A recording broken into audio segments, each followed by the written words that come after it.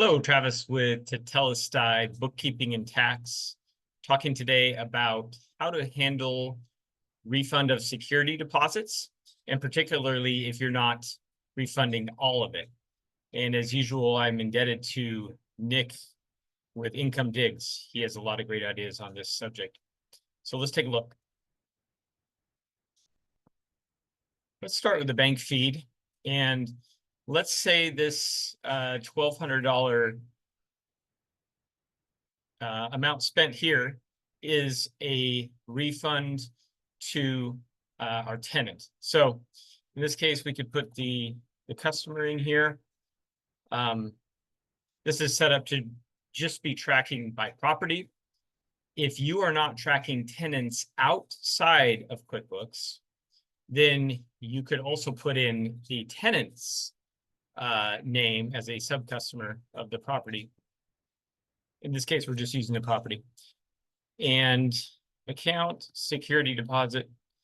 Now, this test drive account doesn't always let me enter the whole name, or I enter the name and it doesn't save it correctly. But the important thing is this account is a liability account because the tenant has paid it to us, and unless it's non-refundable, this is a liability because we may or may not need to pay it back.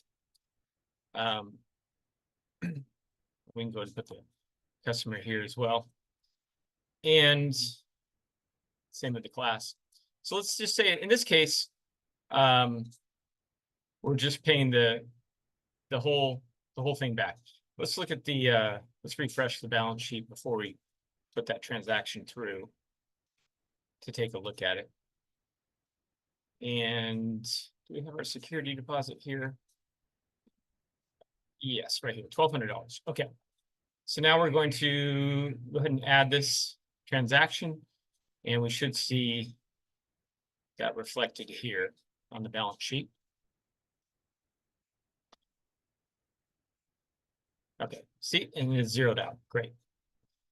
Now let's go back and look at another scenario. Let's say this $800 represents a security deposit. And in this case, let's say the security deposit was actually $1,000, but we're holding some of it for cleaning. So we want to go ahead and clear this out. So let's put this at $1,000, or yeah, we'll just use it as an example. And the withholding of it, we don't have it set up, so let's just go ahead and set up an account. Security deposits.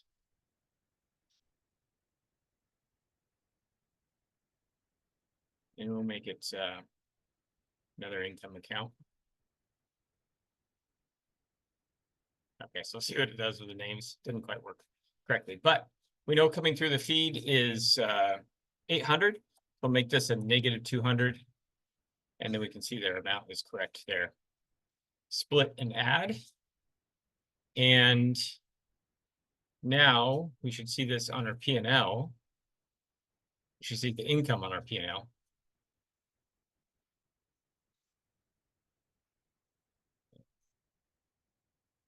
The withholdings, let's double check it. It should show up.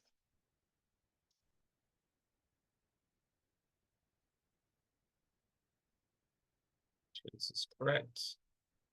Yeah, other income. Oh, the date's 12/9, and this is run. So let's just run it like that. And there it is. There's our $200. And if we look at our balance sheet, let's make sure that's updated. I think we were zeroed out.